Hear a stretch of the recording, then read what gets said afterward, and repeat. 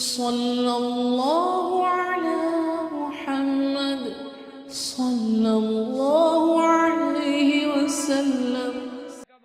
ایصال المکروہ بطریقۃ خفیۃ، یعنی دشمن کو ایسے طریقے سے نقصان پہنچاؤ کہ اس کو پتہ نہ چلے۔ انہوں نے کہا جس دن تم جاؤ تو صحیح نہ نہیں ہوگے نا۔ اچھا، ان کو یقین تھا کہ بھئی ہمارے خدا ہیں، ان کو کون ہاتھ لگا سکتا۔ تو ایک دن ان کی سال میں عید ہوتی تھی، وہ باقاعدہ بڑی ان کا میلے رونق، بڑی عید، بڑا ذوق، بڑا شوق ہوتا تھا ان کو عید کا، اور اس میں سارے کے سارے بابل والے نکل جاتے تھے اور میدانوں میں جا کے اپنی عید مناتے تھے۔ وہ عید کا موقع جب آیا تو پوری قوم کے جو بڑے بڑے قبیلے کے سردار تھے وہ ابراہیم علیہ السلام کے پاس آئے۔ انہوں نے کہا دیکھیں آپ کا ہمارا مذہب کا جھگڑا تو ہے، لیکن ہم ہیں تو آخر ایک شہر کے رہنے والے، اور عید کا موقع ہے، ہماری خوشی میں بھی تو خدا کے بندے تم شریک ہوا کرو۔ ابراہیم علیہ السلام نے کہا کہ اچھا، آپ نے یوں غور کیا، فنظر نظرۃ فی النجوم فقال انی سقیم۔ دیکھا، انہوں نے کہا بھئی میں نے دیکھا ہے، غور کیا ہے ستاروں میں، ستارہ گردش میں آ رہا ہے اور میں بیمار ہونے والا، تو عید پہ کیسے جاؤں؟ اسی لیے بعض علماء کہتے ہیں کہ تین کذبات ہیں، چونکہ بخاری شریف میں بھی ایک حدیث ہے کہ حضور نے فرمایا کہ ابراہیم علیہ السلام نے ثلاث کذبات، کہ تین جھوٹ جو ہیں بولے، لیکن یاد رکھیں یہ بظاہر جھوٹ تھے، حقیقتاً جھوٹ نہیں تھے۔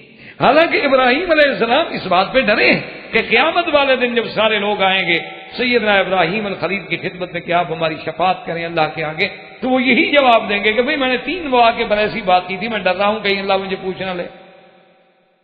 اور حضور نے بھی اس کو لفظ کذب کہا ہے، لیکن یہ صورتاً کذب ہے، حقیقتاً کذب نہیں ہے، لیکن شان جو بڑا ہے وہاں چاہے کوئی بات صورتاً بھی ہو تو ڈرتے ہیں نا۔ حالانکہ مقصد تو صرف ان کا یہ تھا کہ مجھے موقع ملے اور میں شرک پہ ضرب لگاؤں، تو اس میں جھوٹ کی کون سی بات تھی؟ لیکن پھر بھی آپ نے یعنی شان نبوت کہ بھی بظاہر تو میں بیمار نہیں نظر آ رہا اور میں ستاروں کو بھی نہیں دیکھ رہا، نہ میں ستاروں کو مانتا ہوں، پھر میں یہ بات کہہ رہا ہوں صرف ان کو اعتماد دلانے کے لیے۔ اور بعض علماء نے کہا کہ اس وقت بھی ابراہیم سچے تھے، اس سے بڑی بیماری ہے کہ ان کے سامنے کفر ہو، شرک ہو، اللہ کے نبی کا دل جلتا۔ اب جناب یہ ہوا کہ قوم جو تھی ساری کی ساری میلے پہ چلی گئی۔ ابراہیم علیہ السلام نے تسلی کر لی کہ ابا بھی میلے پہ گیا ہے اور خاندان بھی میلے پہ گیا ہے اور لوگ سارے میلے پہ گئے ہیں۔ فراغ الی آلہتہ، راغا ہے روغان سے، نے خفیہ طریقے سے اور جلدی جلدی جانا۔ سیدنا ابراہیم علیہ خلیل علیہ الصلوۃ والتسلیم جو بڑی تیزی کے ساتھ جناب وہ ہاتھ میں کلہاڑا پکڑا اور تیزی کے ساتھ اور خفیہ راستوں سے سیدھا ان کا جو مین مندر تھا نا، جو سومنات تھا بڑا، اس میں جب سیدنا ابراہیم الخلیل علیہ السلام پہنچے تو کیا دیکھتے ہیں کہ بتوں کی قطاریں لگی ہوئی ہیں اور سامنے جناب مٹھائیاں اور پھل اور فروٹ اور کھانے بھرے۔ اب ابراہیم علیہ السلام جب قریب گئے ان بتوں کے، فرمایا الا تاکلون، کیوں نہیں کھاتے، اندھے ہو گیا؟ اتنا کھانا جو رکھا ہوا ہے پاگل ہو گئے؟ بھائی اتنی قیمتی چیزیں ہیں اور آپ کے ماننے والوں نے بنا کے رکھی ہیں، الا تاکلون، کیوں نہیں کھاتے؟ اچھا وہ کیا کھائیں بھائی، بت بھی کھاتا ہے؟ وہ اس نے کیا کھانے؟ اب ابراہیم علیہ السلام غصے میں جب آئے تو بس جناب پھر اللہ تبارک و تعالیٰ کے حکم سے اٹھایا گدوم، اٹھایا وہ کلہاڑا، اور اس کے بعد جناب شروع ہوئے مارنے کے لیے۔ کسی کا ناک نہیں، کسی کی گردن نہیں، کسی کی ٹانگ نہیں، سب کو قرآن کہتے ہیں فجعلہم جذاذا، ٹکڑے ٹکڑے کا، الا کبیرا لہم لعلہم الیہ یرجعون، مگر جو ان کا سب سے بڑا بت تھا، سب سے بڑا ان کا خدا بنا ہوا تھا، اس کو نہیں چھیڑا اور اس کے کندھے پہ کلہاڑ رکھ کے حضرت ابراہیم علیہ السلام غائب ہو۔ اب جناب میلے سے قوم جب واپس آئی خوشیاں منا کے، پکنک کر کے، اپنے مجرے شجرے کرنے کے بعد جب آئے کہ چلو بھائی اب مندر میں جائیں، اپنے خداؤں کے آگے بھی تو جا کے اپنا شکر کریں، ان کے آگے جا کے زیارت کریں، تبرک حاصل کریں، اور وہ جو کھانا رکھ کے گئے تھے وہ بھی اٹھائیں تاکہ پھر ہم نے کھانا ہے برکت کے لیے۔ وہاں جب آتے ہیں تو کیا دیکھتے ہیں کہ اللہ تبارک و تعالیٰ کی شان سے کہ وہاں تو سب کے ٹکڑے ٹکڑے، وہاں تو کچھ ہے ہی نہیں۔ اب جناب سب جمع ہو گیا، انہوں نے دیکھا ادھر آؤ بھائی ادھر آؤ، دیکھا کمال ہو گیا، لا رکھا حد ہو گئی، جی حد ہو گئی ہمارے خداؤں کے ساتھ حد، یعنی تمہارے عقل پہ تمہیں حد نہیں ہو گئی کہ تم نے دیکھ لیا ہے کہ جن کو خدا سمجھتے وہ ٹوٹے ہوئے ہیں، اس نے توڑنے والے کو بھی نہیں پکڑا۔ اب جناب سب کے سب قرآن کہتے ہیں قالوا من فعل هذا بآلہتنا انہ لمن الظالمین، اندازہ کہ بھی کون ہے جس نے ہمارے معبودوں کے ساتھ، آلہہ کے ساتھ، یہ بھی نہیں کہتے اصنامنا، یہ بھی نہیں کہتے بتوں کے ساتھ، نہیں آلہتنا، اور وہ بڑا ظالم ہے کہ ہمارے خداؤں کے ساتھ یہ کر گیا۔ قالوا سمعنا فتى يذكرهم يقال له ابراہیم۔ اب جناب قوم کہنے لگی کہ ہم نے سنا ہے ایک نوجوان جس کا نام ابراہیم ہے، وہ ان کے بارے میں کہہ نہیں رہا تھا، اس دن سنا نہیں تھا، کہتا تھا میں ان کو ٹکروں گا، معلوم ہوتا ہے وہی ٹکر گیا ہمارے خدا، وہ ابراہیم سمینا فتى یذکرہم، ان کے بارے میں بات کرتا تھا نا، معلوم ہوتا ہے وہی ہے۔ قالوا فاتوا به على اعین الناس لعلهم یشهدون۔ اب قوم نے کہا کہ ابراہیم علیہ السلام کو پکڑو اور سارے عوام کی عدالت میں، عوامی عدالت میں کھڑا کرو، تاکہ پتہ چلے ہمیں کہ ابراہیم علیہ السلام نے یہ کیا ہے، اور سب لوگ گواہ ہو جائیں، اور پھر ہم بادشاہ کے پاس بات کریں۔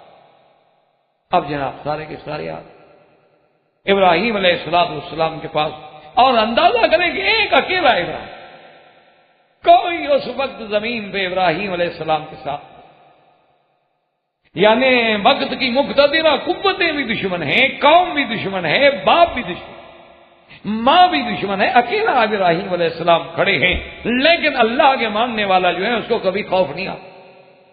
اسی لیے اقبال نے کہا تھا آئین جواں مرداں حق کوئی و بے باکی، آئین جواں مرداں حق کوئی و بے باکی، اللہ کے شیروں کو آتی نہیں روبائی، کہ جو اللہ کے شیر ہوتے ہیں ان کو بزدلی کا کیا تعلق ہے، انہوں نے تو حق کہنا ہے، جہاں بھی ہو، دشمن کے سامنے بھی ہو۔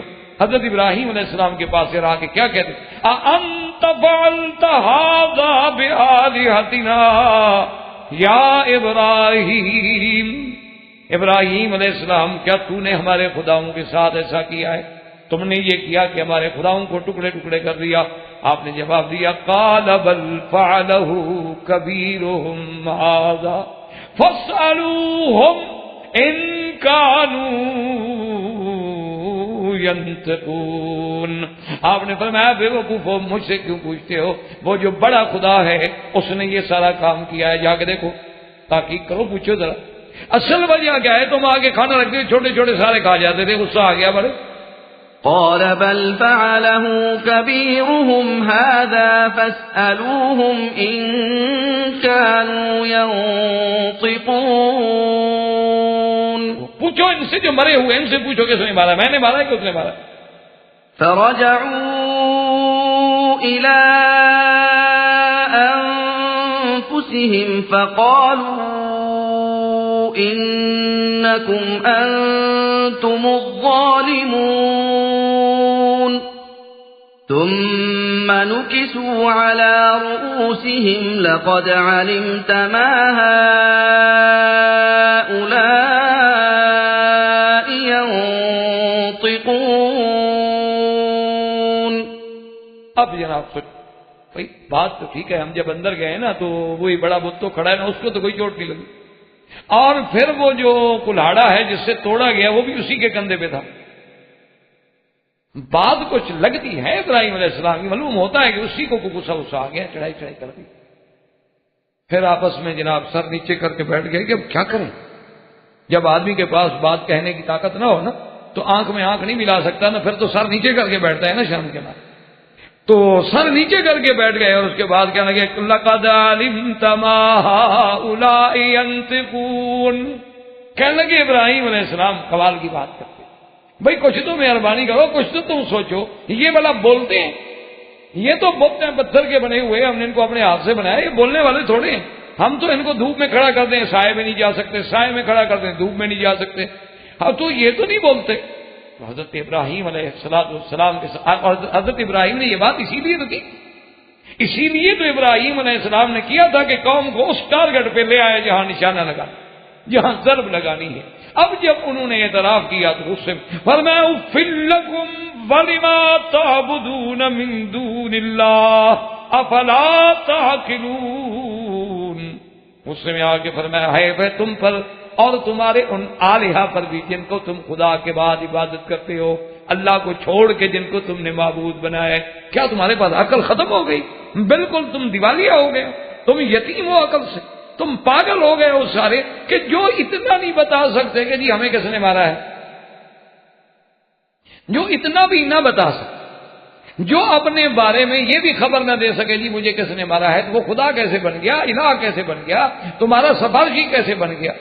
اب ان کے پاس تو جواب کوئی نہیں تھا، قوم بھی محاورے میں ہار گئی، اور اس کے بعد جناب انہوں نے مشورہ کیا کہ اب حل کوئی نہیں ہے، اب ایک حل ہے کہ بھئی ہماری اتنی برادری ہے، قوم ہے، طاقت ہے، بادشاہ ہے، تو پھر حل یہی ہے کہ ابراہیم علیہ السلام کو جلا دیا جائے اور قتل کر دیا جائے، لیکن اگر ہم خود قتل کریں گے تو پھر تو بات بڑھ جائے گی، اس لیے بہتر ہے کہ ان کا معاملہ جو ہے وہ ہم بادشاہ وقت کے پاس لے جائیں، اور بادشاہ بھی تو ہمارے مذہب پہ ہے، وہ بھی تو بت پرست ہے، تو لہذا اس سے فیصلہ کرا کر فیصلہ کیا جائے، لیکن فیصلہ بہرحال ان سے یہی کرایا جائے کہ بھی سیدنا ابراہیم علیہ السلام کو جلائے۔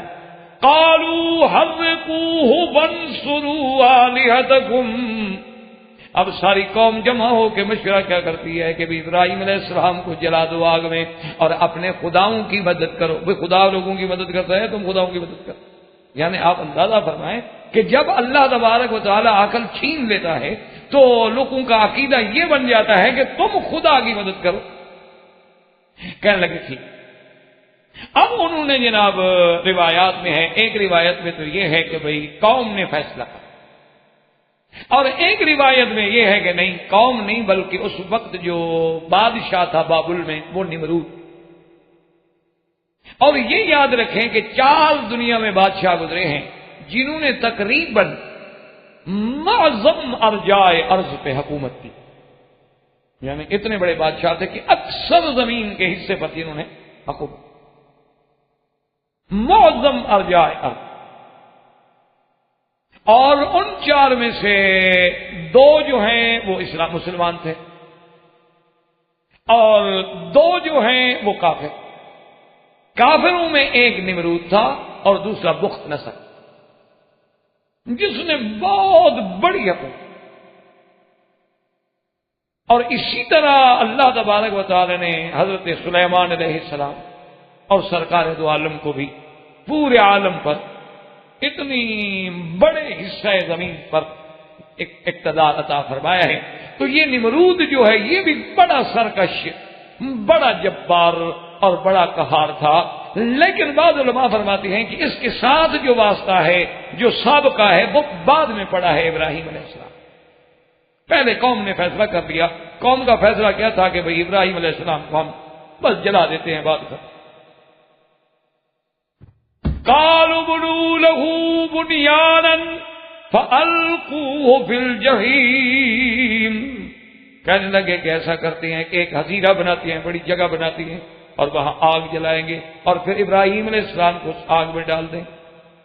تو انہوں نے بعض علماء نے لکھا ہے کہ 1 میل کے علاقے میں تقریباً بہت بڑا ایک ذخیرہ بنایا، ایک جگہ بنائی، پتھر توڑ توڑ کے دیواریں بنائی، اور بڑا چہاؤ دیواری دینے کے بعد وہ جب تیار ہو گئی جگہ، اب سب نے جناب حکم دیا کہ وہ جتنی لکڑیاں لے آ کے سکتا ہے لکڑی لے آؤ ڈال۔ لوگ اونٹوں پر، گدوں پر، سروں پر لکڑیاں لا رہے ہیں اور بھر رہے ہیں اور بھر رہے ہیں، اور جب عین وہ لکڑیوں سے بھر گیا اس کے بعد پھر اس کو آگ ڈال۔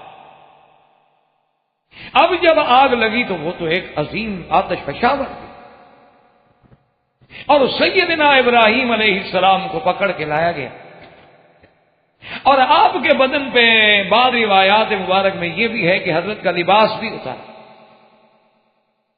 اسی لیے سیدنا محمد الرسول اللہ صلی اللہ علیہ وسلم نے فرمایا کہ قیامت والے دن سب سے پہلے لباس جنت جو ہے وہ میرے ابا ابراہیم علیہ السلام کو پہنایا جائے۔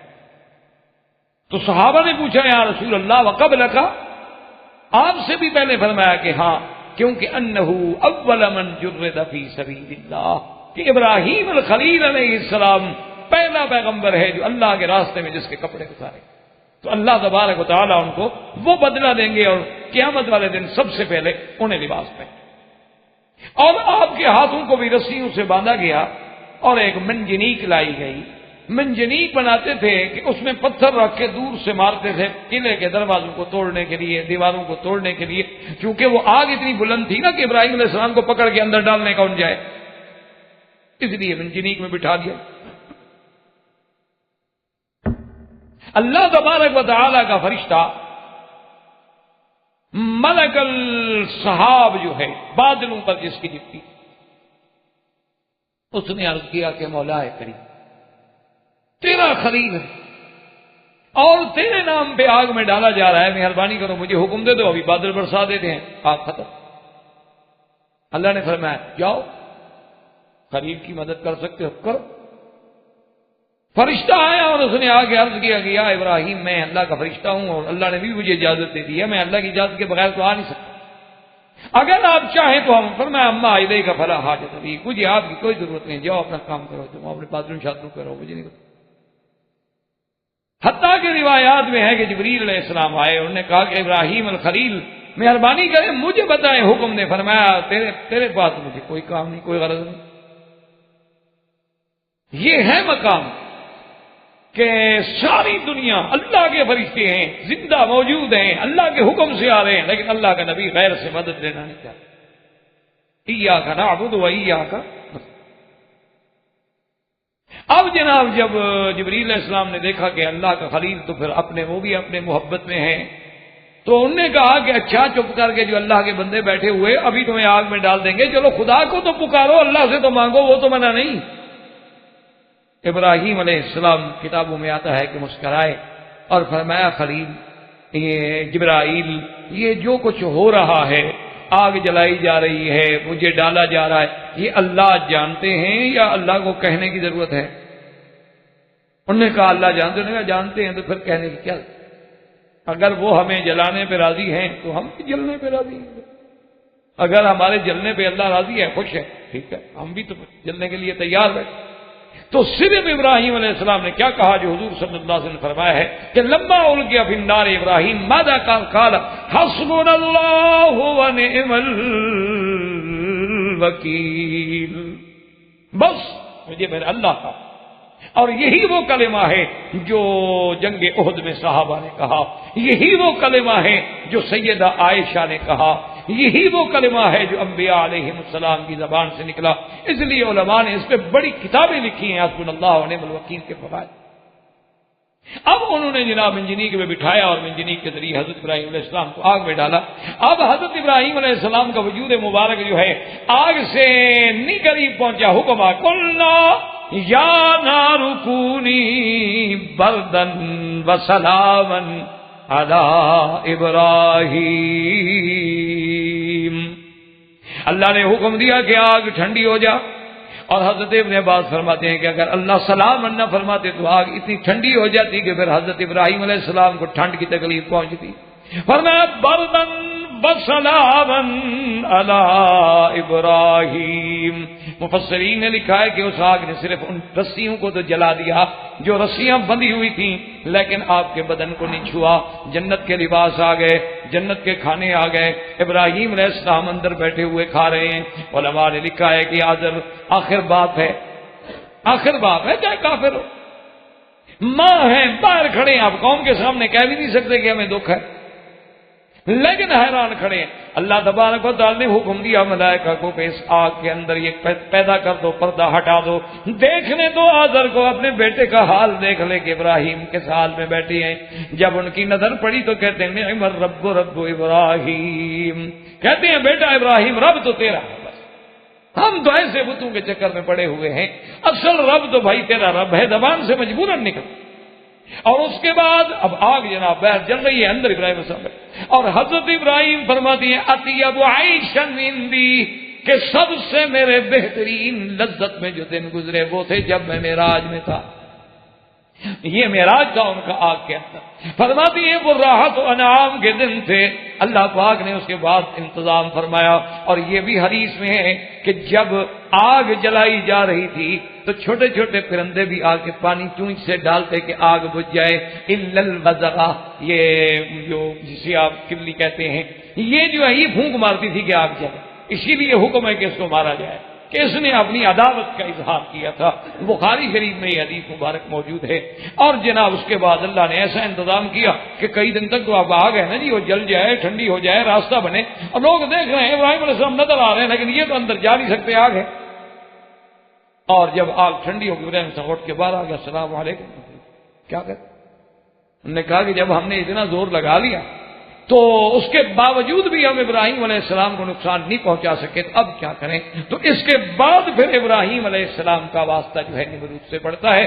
زندگی تو باقی انشاءاللہ. وما علینا الا البلاغ.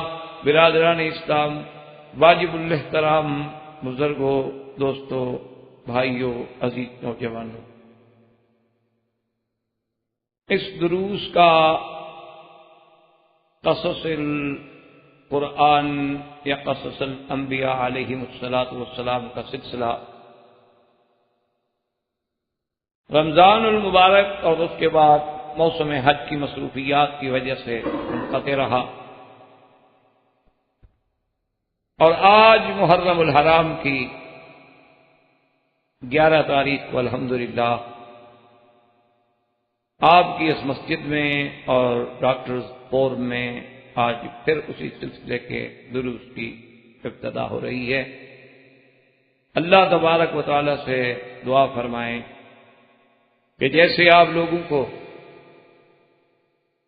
ہمارے ڈاکٹر صاحبان کو اور ان کے ساتھیوں کو یہ سعادت نصیب ہوئی کہ ان کی محنتوں سے ان کے پروگراموں میں سیرت النبی کی تکمیل ہو گئی. اب اللہ تبارک و تعالیٰ اپنی رحمت سے اور اپنے فضل سے ہمیں توفیق بخشیں کہ ہم قصص الانبیاء علیہم الصلاۃ والسلام کے سلسلے کو بھی پایۂ تکمیل تک پہنچا سکیں.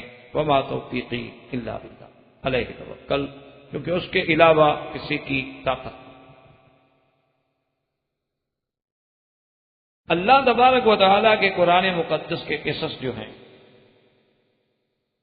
قصص الانبیاء علیہم الصلاۃ والتسلیم، ان کی بہت بڑی اہمیت. یہ دنیا کے تاریخی قصوں کی طرح نہیں، اور نہ ہی ان کا اسلوب جو ہے وہ قصے کا اسلوب ہے. آپ نے مختلف قصص پڑھے ہوں گے. یہ قرآن کے قصے جو ہیں، ایک تو حقائق اور دوسرا ان میں مواعظ و عبر ہے، اور تیسرا یہ قصص الانبیاء جو ہیں اللہ کے قرآن میں، یہ سرکار دو عالم کی نبوت اور صداقت کی دلیل اور تائید ہے. اور چوتھا اس میں ہمارے لیے ایک بہت بڑا درس عبرت ہے. اور پھر امت رسول اللہ صلی اللہ علیہ وسلم کے لیے سابقہ امتوں کے احوال، ان کے صفات، ان کے کردار، اس میں ایک بہت بڑا درس. اور سب سے بڑی چیز جو ہے وہ صداقت سیدنا محمد رسول اللہ صلی اللہ علیہ وسلم کی سب سے بڑی دلیل. کیونکہ ایک نبی عربی، ایک النبی الامی جو سرزمین حرم اور مکہ مکرمہ جیسی بے آب و گیا جگہ میں پیدا ہوئے، جہاں پانی بھی نہیں، آبادی بھی نہیں، وہاں آپ کیا سمجھ سکتے ہیں کہ کتنے مدارس اور یونیورسٹیاں ہوں گی. لیکن وہ نبی امی جس نے عبداللہ کے گھر میں، بی بی آمنہ کے گھر میں پرورش، ولادت ہوئی اور عبد المطلب کی گود میں پرورش پائی، اور ابی طالب کی کفالت میں آپ نے ابتدائی زندگی کا حصہ گزارا، اور قبیلہ بنو سعد میں آپ کی نژاد ہوئی، اور کسی استاد کو نہیں دیکھا، کسی مدرس کو نہیں دیکھا، کسی مدرسے کو نہیں دیکھا، کبھی کسی کتاب کو چھوا تک نہیں. یعنی اللہ نے خود قرآن میں یہ بات فرمائی ہے کہ ما کنت تدری ما الکتاب ولا الایمان، کہ میرے محبوب آپ کو تو یہ بھی علم نہیں تھا کہ کتاب کیا چیز ہے اور ایمان کے مبادی و تفاصیل کیا ہیں. وہ نبی امی جب ہمیں بیٹھ کے آدم علیہ السلام کا قصہ بتلائیں اور نوح علیہ السلام کا قصہ بتلائیں، ادریس علیہ السلام کا قصہ ہمیں بتلائیں، اور اس کے بعد سیدنا ابراہیم علیہ السلام کا قصہ ہمیں بتلائیں، اور پھر جس کی تفصیل جزئیات تک اتنی حقیقی ہوں کہ آج تک دشمن اس کی تردید نہ کر سکے، تو ایک عام آدمی کو بھی بات سمجھ آ جاتی ہے کہ یہ خبر دینے والا لازم اس کا تعلق اللہ کی بھائی، ورنہ انہیں کیسے پتا ہو سکتا ہے جو بات صدیوں پہلے گزر گئی۔ تو اس لیے قصص انبیاء علیہ السلام جو ہیں ان میں ایک بہت بڑی جو چیز ہے، وہ سب سے بڑی وہ گواہی ہیں، وہ شہادت ہیں، وہ دلالت ہیں ہمارے محبوب خدا، محبوب دو عالم سیدنا محمد مصطفیٰ صلی اللہ علیہ وسلم کی نبوت اور رسالت۔ اور اسی ضمن میں ہم نے سیدنا ابراہیم علیہ السلام کا قصہ ذکر ہو رہا تھا۔ سیدنا ابراہیم علیہ السلام کے قصے کی آپ اہمیت کا اسی سے اندازہ لگائیں کہ اللہ نے قرآن میں 25 سورتوں میں سیدنا ابراہیم الخلیل کا قصہ ذکر فرمایا ہے، اور تقریباً 73 آیات، یعنی اندازہ کریں کہ یہ قصہ کتنا اہم ہے۔ اور ابراہیم الخلیل علیہ السلام کی ذات مبارک اتنی بڑی اہم ہے کہ ہر جماعت، یعنی آپ اندازہ کریں کہ یہودی عیسائیوں کو نہیں مانتے، عیسیٰ علیہ السلام کو نہیں مانتے، عیسائی یہودی کو نہیں مانتے، مشرکین دونوں کو نہیں مانتے، مسلمان تینوں کو نہیں مانتے، لیکن ان سب کے باوجود ابراہیم علیہ السلام کے ساتھ نسبت کا دعویٰ سب رکھتے ہیں۔ یعنی یہودیوں کو بھی یہ دعویٰ ہے کہ ہم تو ملت ابراہیمی پر، ہمارا دین دین ابراہیمی ہے۔ اسی طرح عیسائیت کو بھی یہ دعویٰ ہے کہ ہمارا دین دین ابراہیمی ہے، مسیحی بھی یہی کہتے ہیں، نصرانی بھی یہی کہتے ہیں۔ اور لطف کی بات تو یہ ہے کہ مشرکین مکہ، ان کا بھی یہ دعویٰ ہے کہ بھی ہم تو بالکل خالص ملت ابراہیم پہ ہیں، بلکہ ہم تو ابراہیم علیہ السلام کے کعبے کے مجاور ہیں۔ اور مسلمانوں کا تو ویسے ایک سچا دعویٰ ہے کہ ہم ملت ابراہیم پہ ہیں۔ تو یعنی اسی سے آپ اندازہ لگائیں کہ اللہ تبارک و تعالی نے ابراہیم علیہ السلام کو کتنی بڑی عظمت بخشی تھی کہ ہر جماعت ایک دوسرے کی نفی کر رہی ہے لیکن اپنے آپ کو ابراہیم علیہ السلام کے ساتھ جوڑنا چاہتی۔ اسی لیے قرآن پاک نے اس بارے میں بھی باقاعدہ وضاحت فرمائی اور یہود و نصارہ کی بھی ترتیب فرمائی کہ ما کان ابراہیم یہودیا ولا نصرانیا ولکن کان حنیفا مسلما وما کان من المشرکین ان اول الناس بابراہیم الذین اتبعوہ ھذا النبی والذین۔ اللہ نے فرمایا کہ ابراہیم علیہ السلام قطعاً یہودیت پہ نہیں، ابراہیم علیہ السلام قطعاً نصرانیت پہ نہیں، ابراہیم علیہ السلام قطعاً مشرکین سے نہیں، بلکہ اگر سچ پوچھتے ہو تو ابراہیم علیہ السلام کا پیروکار اور ملت ابراہیمی پہ چلنے والا اگر کوئی ہے تو محمد مصطفیٰ صلی اللہ علیہ وسلم اور اس کے ساتھ ایمان لانے والے۔ لیکن اسی سے آپ اندازہ لگائیں مقام ابراہیم الخلیل علیہ السلام کا کہ ہر جماعت، ہر آدمی، ہر ملت اپنے آپ کو اسی ملت سے جوڑ رہی۔ تو اس لیے بھی حضرت ابراہیم علیہ السلام کی عظمت اور ابراہیم علیہ السلام کے واقعے کی اہمیت جو ہے وہ اور بڑھ جائے۔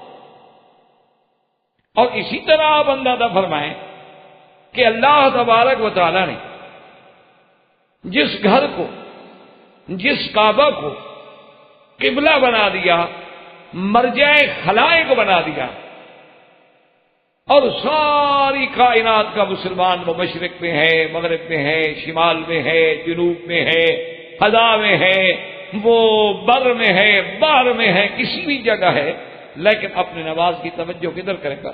قبلے کی طرف۔ اور مسلمان آپ اندازہ فرما لیں کہ دنیا کے کسی کونے میں ہو، چاہے وہ فرض پڑھ رہا ہو، وہ واجب ادا کر رہا ہو، وہ سنت پڑھ رہا ہو، وہ تہجد پڑھ رہا ہو، وہ اشراق پڑھ رہا ہو، وہ مطلقاً نوافل پڑھ رہا ہو، ہر نماز میں جہاں سرکار دو جہاں پہ صلاۃ و سلام بھیجیں گے وہاں سیدنا ابراہیم کا بھی ذکر آئے، کہ اللہم صلی علی محمد وعلی آل محمد کما صلیت علی ابراہیم وعلی آل ابراہیم فی العالمین انک حمید مجید. تو سیدنا ابراہیم علیہ السلام کا بھی ذکر. اور اسی طرح آپ یہاں رہتے ہیں الحمدللہ، آپ کو سرزمین حرم میں اللہ نے رہنے کی سعادت بخشی. آپ جانتے ہیں کہ حج جو ہے وہ عظیم فریضہ. آپ یہ بھی جانتے ہیں کہ حج جو ہے وہ وحدت اسلامیہ کا ایک عظیم مظہر، کہ ساری کائنات سے لوگ کھنچے ہوئے آ رہے ہیں ایک مقام. یہ کیا تھا؟ یہ مساوات اسلام تھی، یہ وحدت اسلامیت، یہ اجتماعیت اسلامیت، اور یہ پورے عالم کے لیے اسلام کا درس تھا کہ دیکھ لو ہمارے پاس کوئی گورے کالے کا مسئلہ نہیں، ہمارے پاس کوئی ہندی سندھی تورانی ایرانی نہیں، ہمارے پاس کوئی حسب نسب عربی اجمی نہیں، بلکہ ہم سب ایک احرام میں لبیک کہتے ہوئے ایک کعبے میں اور ایک مقام عرفات پہ کھڑے، اور ایک ہی امام کے پیچھے ہم نمازیں ادا کر رہے ہیں. اس سے بڑا روح پرور منظر آج تک دنیا کے مذاہب نہیں پیش کر سکتے کہ 20 لاکھ آدمی ایک امام کے پیچھے کھڑا ہو اور اس کے ایک کاشن پہ کھڑا ہوتا ہے، رکوع کرتا ہے، سجود کرتا ہے، نماز کی ابتدا کرتا ہے اور نماز سے نکل جاتا ہے. اتنا بڑا ڈسپلن، اتنی بڑی تنظیم، اتنی بڑی وحدت، اتنی بڑی انسانیت، اتنی بڑی مساوات تو عالم کا کوئی بڑے سے بڑا مائی کا لال بھی پیش نہیں کرتا. اور اس وحدت کا، اس کائنات کے مرکز اصلی کا، اس مقام ہدایت کا، اس ہدی للعالمین کا بانی کون ہے؟ سیدنا ابراہیم. یعنی آپ کسی سے اندازہ، اور بلکہ اسی پہ انتہا نہیں، سرکار دو عالم تاجدار حرم سیدنا محمد رسول اللہ صلی اللہ علیہ وسلم نے فرمایا کہ جب مجھے معراج کی رات میں نے 7ویں آسمان پہ ایک گھر دیکھا، اور اس کے ساتھ میں نے ایک ایسا خوبصورت آدمی بیٹھا ہوا دیکھا جس کی سفید داڑھی تھی اور داڑھی مبارک میں سینے تک بھری ہوئی تھی، اور آپ نے فرمایا کہ اس کی شکل کا یوں اندازہ لگا لو کہ میرے ساتھ ملتی تھی. تو میں نے جب جبریل علیہ السلام سے پوچھا کہ یہ کون سا گھر ہے، تو انہوں نے کہا کہ یہ بیت المعمور ہے، یہ آسمانوں میں اللہ کا کعبہ ہے، جیسے زمین میں کعبہ ہے یہ آسمانوں میں کعبہ ہے. تو میں نے کہا یہ کون بزرگ ہے؟ انہوں نے کہا ابو کا ابراہیم، یہ آپ کے ابا حضرت ابراہیم علیہ السلام ہے. آپ آگے بڑھیں اور اپنے ابے کو سلام. تو سرکار دو عالم فرماتے ہیں کہ میں نے آ کے سلام کیا تو انہوں نے فرمایا کہ مرحبا بالابن الصالح والنبی الصالح، کہ میں اپنے بیٹے کو مرحبا کہتا ہوں. اور اس وقت بھی وہ کعبۃ اللہ سے ٹیک لگا کے بیٹھے ہیں. تو جس پر محدثین و مفسرین نے فرمایا کہ اللہ نے جیسے زمین پر اپنے کعبے کا معمار ابراہیم خلیل کو بنایا ہے، اسی طرح آسمان کے کعبے کے ساتھ بھی ابراہیم الخلیل کو بٹھایا. تو یہ ساری سعادت جو ہے، یہ عظمت جو ہے، وہ سیدنا ابراہیم الخلیل علیہ السلام کو. اسی لیے کبھی کبھی میں اپنے دروس میں، تقریروں میں، اپنے مختلف ملکوں کے محاضرات میں بھی کہا کرتا ہوں کہ یہ میرے اللہ کی بے نیازی ہے اور اس کی شان ہے. تو نوازنے پہ آئے تو نواز لے زمانہ، تو جو کریم ٹھہرا تیرے کرم کا کیا ٹھکانہ، کہ جب آپ نے اس سرزمین کو عظمت دینی تھی تو یہاں خلیل اللہ کا ڈیرا لگوا دیا، اور اگر آپ نے مدینہ منورہ کو عظمتوں سے ہم کنار کرنا تھا تو وہاں حبیب اللہ کو بٹھا دیا. ساری عظمت یا خلیل اللہ کے گھرانے کو آئی یا حبیب اللہ کے گھرانے کو آئی. اور ان دونوں کا تعلق پھر کس سے ہے کہ حبیب اللہ جو ہیں وہ بھی تو اولاد خلیل اللہ علیہ الصلوۃ والتسلیم. تو سیدنا ابراہیم علیہ السلام کی عظمت کا اندازہ آپ لگائیں کہ اگر آپ کی کعبے پہ نظر پڑے پھر بھی ابراہیم یاد آئیں، آپ نماز شروع کریں پھر بھی ابراہیم یاد آئیں، آپ صفا مروہ دوڑیں تو زوجہ ابراہیم یاد آئے، آپ 2 رکعت طواف کی پڑھیں مقام ابراہیم یاد آئے، آپ زمزم پینے جائیں تو ابن ابراہیم یاد آئے، آپ کنکریاں مارنے جائیں تو حضرت ابراہیم یاد آئیں، آپ قربانی کریں تو حضرت ابراہیم یاد آئیں، یعنی قدم قدم پہ جدھر نظر ڈالو ادھر ابراہیم کا ذکر علیہ الصلوۃ والتسلیم۔ اللہ نے آپ کو اتنی بڑی عظمت، اتنی بڑی شان، اور اسی لیے آپ کے صفات بھی عظیم۔ اللہ نے آپ کو ایسا کریم بنایا اور ایسی شان بخشی کہ آدم علیہ السلام جیسے ابو البشر کہ تمام کائنات کی ابتدا حضرت آدم سے، حضرت آدم علیہ السلام کے بعد جیسے ان کو لقب ملا ابو البشر کا، اسی طرح آپ دیکھیں کہ میرے محبوب مدنی صلی اللہ علیہ وسلم کو لقب ملا خاتم الانبیاء اور امام الانبیاء کا، تو سیدنا ابراہیم علیہ السلام کو لقب ملا ابو الانبیاء، یعنی ابراہیم الخلیل اتنے بڑے عظمت والے ہیں کہ اللہ نے آپ کی ذریت میں، آپ کی نسل میں، آپ کے خاندان میں نبوت رکھی، کہ پھر اس کے بعد ابراہیم علیہ السلام کے آنے کے بعد جتنے نبی آئے ہیں سب اولاد ابراہیم، پھر کسی اور سے نبی نہیں آئے۔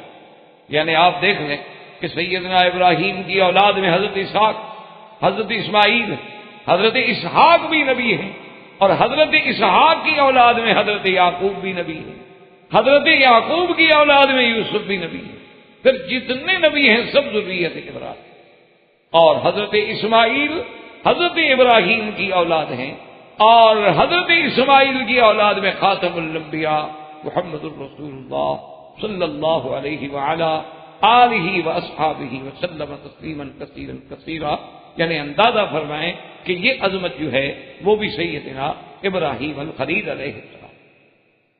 اور اسی طرح صحابہ نے رضوان اللہ علیہم اجمعین نے جب سرکار دو عالم صلی اللہ علیہ وسلم سے پوچھا کہ یا رسول اللہ صلی اللہ علیہ وسلم، یہ حج میں ہم قربانی کرتے ہیں یا اپنے اپنے ملکوں میں ہم عید اضحیٰ کے موقع پر اضحیہ کرتے ہیں، قربانی کرتے ہیں، یہ قربانی کیا چیز ہے آخر؟ یہ جانور کو ذبح کرنے کی کیا ضرورت ہے آخر؟ اس کی وجہ کیا ہے؟ تو سیدنا حبیبنا وقائدنا محمد المصطفیٰ صلی اللہ علیہ وسلم نے کیا جواب عطا فرمایا؟ فرمایا سنت ابیکم ابراہیم، یہ آپ کے ابا، ہم سب کے ابا ابراہیم علیہ السلام کی سنت ہے، یہ انہی کا طریقہ ہے جس کو اللہ نے قیامت تک کے لیے زندہ رکھ دیا ہے، تو یہ شرف بھی ملا ہے تو سیدنا ابراہیم علیہ السلام۔ اور اسی طرح آپ دیکھیں گے کہ میرے آقا حضور پاک صلی اللہ علیہ وسلم نے اپنے بیٹے کا نام بھی اپنے دادے کے نام پہ ابراہیم رکھا، کہ بی بی ماریا قبطیہ سے جو اولاد ہوئی اس بچے کا نام بھی سیدنا ابراہیم رکھا گیا۔ اور حضور نے صلی اللہ علیہ وسلم نے یہ بھی فرمایا کہ چونکہ اللہ نے نبوت بند کر دی ہے اور میرے بعد کوئی نبی نہیں، ورنہ اگر میرا یہ بچہ ابراہیم زندہ رہتے تو شاید اللہ ان کو بھی نبی کرے۔ یعنی حضرت ابراہیم علیہ السلام کی عظمت کا اندازہ اسی سے آ۔ اور اس کے بعد آپ کے کرم کا یہ عالم تھا، آپ کی صفت کرم کا یہ عالم تھا کہ باقاعدہ کتابوں میں اور روایات میں یہ بات موجود ہے کہ ابراہیم علیہ السلام کبھی اکیلا کھانا نہیں، یعنی ان کی یہ عادت تھی کہ جب تک گھر میں کوئی مہمان نہ آ جائے، کوئی دوست نہ آ جائے، کھانا نہیں کھانا۔ یعنی اگر اتفاق سے کبھی مہمان نہیں آتا تھا تو آپ فرماتے بھی روزہ رکھ لیتے، آج مہمان تو ہے کوئی نہیں، لہذا اکیلا کھانے کے بجائے بہتر ہے کہ ہم روزے سے رہ جائیں، پھر افطار پانی سے فرما لیتے کہ بھی مہمان تو ہے کوئی نہیں۔ تو اس لیے آپ کے کرم کا یہ عالم اور سخاوت کا یہ عالم۔ اسی ضمن میں ایک واقعہ آتا ہے جو کتابوں میں موجود ہے کہ ایک دن آپ کے بیوی نے آپ سے عرض کیا کہ حضرت مہمانوں کے لیے تو آپ اتنا قربانی فرماتے ہیں، لیکن اتفاق کی بات یہ ہے کہ گھر میں کچھ نہیں، گھر میں کوئی چیز نہیں ہے، تو آپ مہربانی فرما کے کچھ نہ کچھ گھر کے لیے لے آئیں۔ تو آپ نے سواری لی اور بوریاں اٹھائیں اور بوریاں اٹھا کے چل پڑے، اور وہ دور تھا کافر بادشاہ کا۔ اب کافر بادشاہ نے ابراہیم علیہ السلام کو کیا آٹا دینا تھا یا گندم دینی تھی، تو حضرت ابراہیم علیہ السلام کھا لی۔ وہاں گئے، انہوں نے انکار کر دیا کہ جی ہم سب کو بیچیں گے لیکن آپ کو نہیں بیچیں۔ تو سیدنا ابراہیم علیہ السلام نے سوچا دل میں کہ اگر میں یہ خالی بوریاں لے کے گھر گیا تو لازمی بات ہے کہ میری بیوی پر بڑا اثر ہوگا، تو انہوں نے راستے میں ایک کتیب احمر، کتابوں میں آتا ہے کہ ایک سرخ ریت کا ٹیلا تھا، وہاں آپ نے اپنی اونٹنی بٹھائی اور اس بوری میں ریت بھر کے، ریت بھر کے اور باقاعدہ بوریاں اس پہ رکھ کے اور جناب اس کو صاف کر کے لے آئے اور ایک جگہ اتار کے رکھ دی۔ بیوی نے دیکھا ماشاءاللہ خوش ہو گئی کہ 2 بوریاں آٹے کی، ماشاءاللہ آپ ابراہیم علیہ السلام اتنا بڑا آٹا لے کے آ گیا کہ 2 بوریاں بھری ہوئی ہیں۔ تو ابراہیم علیہ السلام نے فرمایا کہ اچھا میں تو سونے جا رہا ہوں، میں سوتا ہوں، آپ جا کے سو گئے۔ جب نیند سے اٹھے تو دیکھا کہ بیوی کھانا پکا کے روٹیاں لگا کے گرم گرم تیار کر کے بیٹھی ہوئی ہے۔ تو آپ نے فرمایا میں نہیں نہا تھا، یہ روٹیاں کہاں سے آ گئی؟ انہوں نے کہا بات یہ تبھی انت یا ابراہیم، ابراہیم جو تم لائے ہو اسی آٹے سے تو بنائی ہے۔ تو آپ نے فرمایا ہاں ھذا رزق رزقہم اللہ، اچھا یہ رزق اللہ نے تمہیں دیا ہے، میں تو نہیں لایا، بہرحال اللہ تبارک و تعالیٰ نے تمہارے لیے رزق کا انتظام کر دیا ہے۔ تو یہ بھی صفت جو تھی سیدنا ابراہیم علیہ السلام کی تھی کہ جن کا کرم اور جن کی ضیافت اپنے دور میں ضرب المثل تھی، اور اللہ نے بھی جن کے قصے کو قرآن میں ذکر کیا کہ حل اتاک حدیث ضیف ابراہیم المکرمین، کیا ہے میرے محبوب صلی اللہ علیہ وسلم، کیا آپ کو پتا ہے کہ ہمارے ابراہیم کے پاس وہ عزت والے، وہ حرمت والے، وہ کرامت والے جو مہمان آئے تھے؟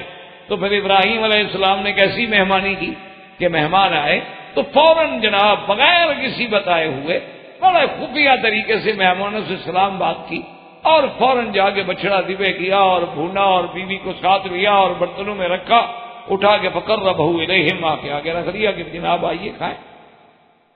اب اللہ کے فرشتے حیران بیٹھے ہوئے کیا کھائے ہیں، فرشتے تو کھانے سے پاک ہیں۔ ابراہیم علیہ السلام کے دل میں خوف ہو گیا کہ گھر میں آنے کے بعد اگر آدمی کھانا نہ کھائے تو وہ تو دشمن ہے، ورنہ یہ تو ہو نہیں سکتا کہ دوست ہو اور کھانا نہ کھائے۔ تو آپ جب خائف ہونے لگے تو انہوں نے کہا کہ لا تخف، ابراہیم علیہ السلام ڈرو نہیں، اب تو اللہ کے فرشتے ہیں، فرشتے تو کھایا نہیں کرتے، ہم کیا۔ تو ابراہیم علیہ السلام کی عظمت کہ یہ مہمانوں سے پوچھنے کی آپ نے حاجت ہی نہیں سمجھی کہ جی آپ کھانا کھائیں گے، ہم کھانے کا اہتمام کریں۔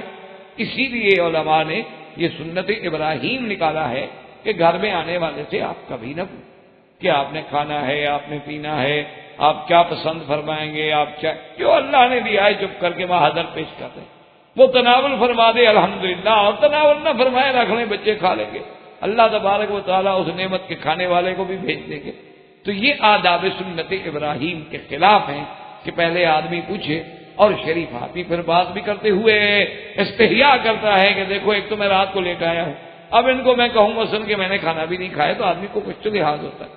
اس لیے حکم ہے کہ آپ کوئی بات نہ کریں، نہ ان سے پوچھیں آپ کے گھر میں ٹھنڈا ہے، آپ کے گھر میں گرم ہے، آپ کے گھر میں جو چیز موجود ہے اللہ کی نعمت جو تھوڑی بہت پڑی ہے وہ اٹھا کے سادگی سے پیش کر دیں، وہ تناول فرما لیں تاکہ سنت ابراہیم علیہ السلام جو ہے وہ پوری۔ اور اسی طرح یاد رکھیں کہ سیدنا ابراہیم علیہ السلام جو ہیں، ان کے والد جو ہیں، جیسا کہ آپ پہلے بھی تھوڑا سا سن چکے ہیں، لیکن چونکہ ہمارے درس میں ایک بہت بڑا فاصلہ ہے، تو اس لیے جب تک اس پورے قصے کا استحضار ہمارے ذہنوں میں نہیں ہوگا تو ہم صحیح معنوں میں پھر اس قصہ ابراہیم علیہ السلام سے استفادہ نہیں حاصل کر۔ تو ابراہیم علیہ السلام کے والد جو ہیں اس کے بارے میں اختلاف ہے، بعض علماء کہتے ہیں کہ ان کا نام طارق ہے اور بعض علماء کہتے ہیں کہ ان کا نام آزر، لیکن اللہ کے قرآن میں جب ہم نظر ڈالتے ہیں تو ہر جگہ اللہ کے قرآن نے آزر کا ذکر کیا ہے، طارق کا ذکر نہیں کیا۔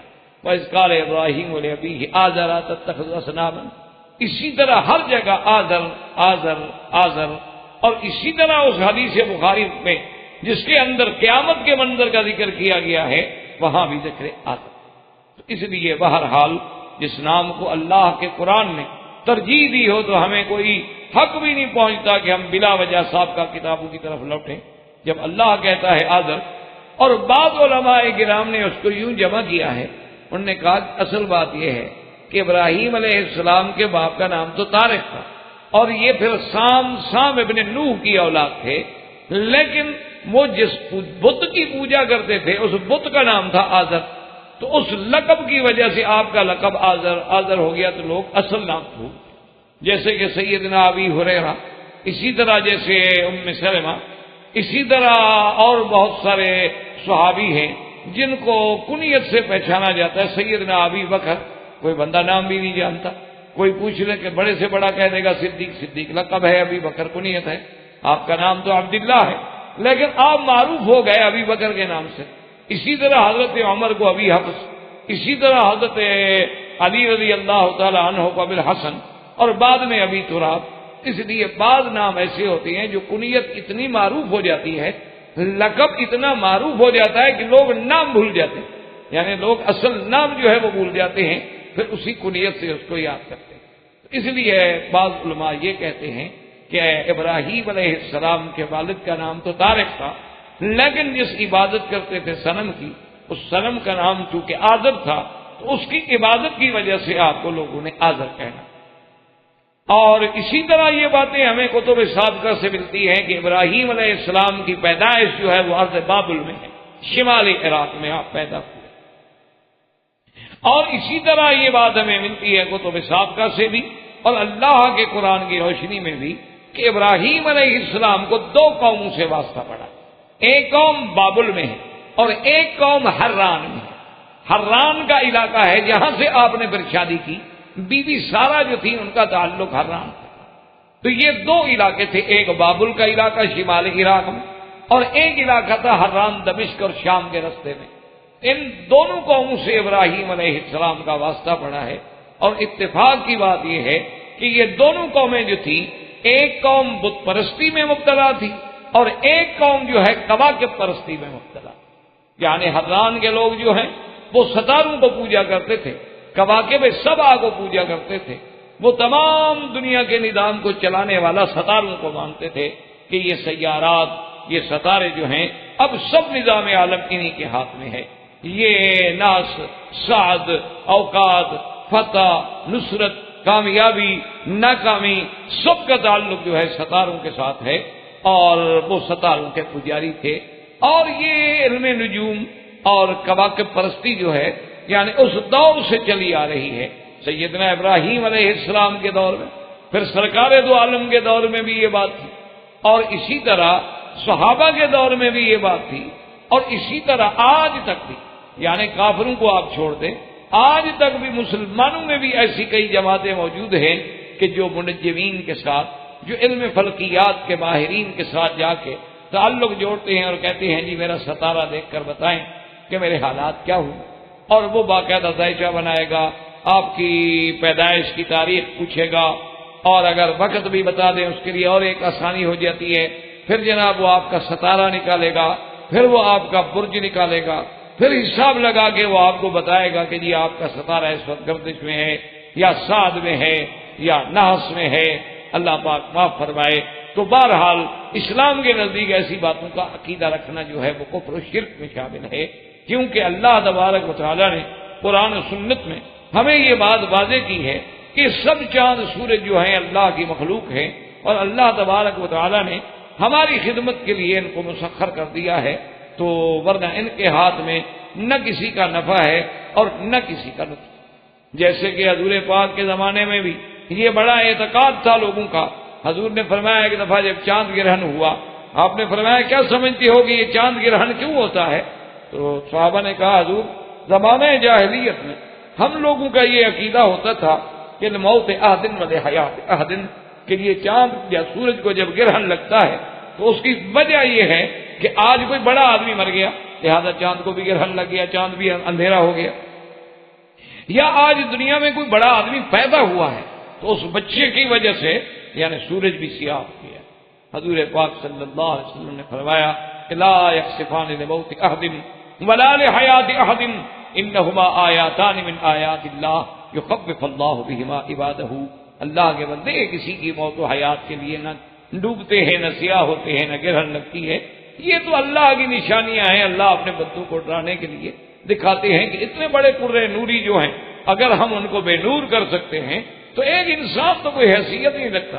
اس لیے اس کے اندر تحدید ہے، لیکن یہ سلسلہ بہت ہی پرانا یعنی سیدنا ابراہیم علیہ السلام کے زمانے میں بھی تھا۔ اور اسی طرح بعض مفسرین نے بھی، بڑے بڑے علماء نے بھی ایک غلطی کی ہے، انسان ہے، انسانوں سے غلطیاں ہوتی ہیں، اللہ تبارک و تعالی ہمیں بھی ہر مسلمان کو بھی معاف فرما دے۔ بڑے بڑے کیوں اصولی بات ہے نا کہ تیرنے والا ہی ڈوبتا ہے، جو آدمی کبھی سمندر میں گھسے ہی نہ تیری نہ، اسے کیا ڈوبنا ہے؟ اسی لیے آپ کو پتا ہے نا، گاڑی چلانے والے سے گاڑی ٹکرائے گی، جب چلائے گا نہیں تو کیسے ٹکرائے گا؟ اس لیے علماء سے غلطیاں ہوتی ہیں، وہ بھی انسان ہے۔ تو بہت سارے علماء سے یہ بھی غلطیاں ہوئی ہیں کہ انہوں نے یہ بھی لکھا کہ ابراہیم علیہ السلام خود چاند اور سورج کے اس میں مبتلا تھے، اور ایسا ایسا ایسا ایسا پھر ابراہیم علیہ السلام پر انکشاف ہوتا گیا تو پھر آپ ہٹ گئے۔ حالانکہ یہ بات غلط ہے۔ اللہ جن کو نبوت دیتے ہیں، یاد رکھیں، ان کا تو عالم ارواح میں فیصلہ ہو چکا ہوتا ہے۔ آپ نے خود پڑھا ہے حدیثوں میں اور سنا ہے کہ حضرت آدم علیہ السلام نے جب داؤد علیہ السلام کے روح کو دیکھا تو پوچھا کہ یا اللہ میرے اس بیٹے کی آپ نے عمر کتنی لکھی؟ اللہ نے فرمایا کہ 60 سال۔ تو کہا اللہ میرے بڑا خوبصورت میرا بیٹا ہے، عمر بہت تھوڑی ہے، لہذا میری عمر میں سے 40 سال آپ اس کو دے دیں۔ تو اب جب موت کا وقت قریب آیا اور اسرائیل آئے تو انہوں نے کہا کہ بھائی تیار ہو جائے، انہوں نے کہا نہیں میرے تو 40 سال بچے ہیں بابا، تم جلدی آ گئے ہو۔ انہوں نے کہا اچھا آپ نے بیٹے کو جو دی تھی؟ انہوں نے کہا میں تو مجھے بھی یاد ہی نہیں۔ آدم علیہ السلام پھر بھول گئے، جیسے کہ درخت کے مسئلے میں بھول گئے تھے۔ تو بہرحال میرے کہنے کا مقصد یہ ہے کہ نبوت کے فیصلے تو عالم ارواح میں ہو جاتے، یہ تھوڑے ہوتے ہیں کہ وہ دنیا میں آنے کے بعد ان کو پہلے ہم نرسری میں داخل کرتے ہیں، پھر پرائمری میں داخل کرتے ہیں، پھر ہم اس کو مڈل پہ، پھر او لیول، پھر اے لیول، پھر ہم یونیورسٹی میں لے جائیں گے، پھر نبی بنے گا۔ یہ تھوڑا ہوتا ہے، وہ تو اللہ تبارک و تعالیٰ ان کے پہلے فیصلے فرما چکے ہیں۔ اسی لیے سرکار دو جہاں نے فرمایا کہ وَإِنِّي عِندَ اللَّهِ لَخَاتَمُ النَّبِيِّينَ وَآدَمُ مُنْجَدْلٌ فِي طِينَتِهِ، کہ ابھی آدم کا مٹی اور پانی ملا ہوا تھا اور مجھے اللہ نے اس وقت نبی بنا دیا تھا اور خاتم الانبیاء بنا دیا۔ اس لیے ہمیشہ یہ بات جو ہے، اور قرآن ابراہیم کے بارے میں تو خود کہتا ہے کہ وَلَقَدْ آتَيْنَا إِبْرَاهِيمَ رُشْدَهُ مِنْ قَبْلُ وَكُنَّا بِهِ عَالِمِينَ، کہ ہم نے ابراہیم کو پہلے سے ہدایت دے دی تھی، پہلے سے ہم نے ان کو رشد عطا فرما دیا تھا۔ یہ نہیں تھا کہ آدم علیہ السلام، ابراہیم علیہ السلام آہستہ آہستہ آئیں، تو یہ ایک دھوکہ ہے۔ اصل وہ دھوکہ کیوں لگا ہے کہ ابراہیم علیہ السلام کا ایک مناظرانہ رنگ ہے۔ ہر آدمی کا ایک مناظرانہ رنگ کا ایک انداز ہوتا ہے۔ جیسے کہ ایک دفعہ ایک بہت بڑا شیعہ کا مناظر تھا، اس کا مناظرہ ہو رہا تھا ایک اہل سنت والجماعت عالم کے ساتھ، اور مناظرہ اس بات پہ ہو رہا تھا کہ بھئی حضرت سیدنا ابی بکر صدیق رضی اللہ تعالی عنہ نے حضور صلی اللہ علیہ وسلم کی وراثت جو تھی، اس میں ایک بہت بڑا علاقہ تھا جس کا نام فدق تھا، خیبر کے علاقے میں، اور وہ فدق جو تھا تو لازمی بات ہے کہ میراث تھا حضور کا، اور بی بی فاطمہ الزہرا کو سیدنا ابی بکر صدیق رضی اللہ تعالی عنہ نے آپ کا میراث جو تھا فدق وہ نہ دیا، اور بی بی صاحبہ نے آ کر درخواست دی، بی بی صاحبہ نے طلب کیا، لیکن حضرت صدیق انکار کر گئے، فغضبت فاطمہ، اور بی بی فاطمہ جو ہے وہ ناراض ہو۔ تو اسی سے وہ شیعہ پھر بڑی زور لگاتے ہیں کہ دیکھو جی، ایک تو اللہ کے نبی کا میراث نہ دینا، حضور کی بیٹی کو محروم کر دینا، میراث کا غصب کر لینا، پھر بی بی فاطمہ کو ناراض کر دینا، اور جس پہ بی بی فاطمہ ناراض ہو جائیں اللہ کا نبی ناراض ہو گئے، اللہ کا نبی ناراض ہو تو خدا ناراض ہو گیا، تو پھر ابو بکر کی خلافت کیسے بچتی؟ یعنی پھر وہ اس کو اپنا رنگ لیتے ہیں نا، سغرا کبرا تو پھر خود بناتے ہیں نا، پھر بات تو خود بنانی ہوتی ہے نا۔ تو وہ جو مناظر تھے عالم اہل سنت کے، وہ جب مناظرہ کر رہے تو اسی پہ شیعہ بڑا زور دے رہا تھا، تو انہوں نے بڑے پیار سے پوچھا کہ اچھا میرے بھائی کمال ہے، سیدہ فاطمہ الزہرا نے درخواست دی اور باقاعدہ معروض پیش کیا اور ابو بکر نے انکار کر دی۔ انہوں نے کہا ہاں جناب، یہی تو کتابوں میں لکھا ہوا ہے نا کہ فطلبت فاطمہ، بی بی فاطمہ نے مانگا، بی بی فاطمہ نے درخواست دی، تو اسی پہ انہوں نے بڑا زور دیا، اچھا یہ تمہاری کتابوں میں بھی ہے؟ ہاں یہ ہماری کتابوں میں ہے، سنی کی کتابوں میں بھی ہے۔ اچھا بھائی کون سی کتاب؟ جی اچھا۔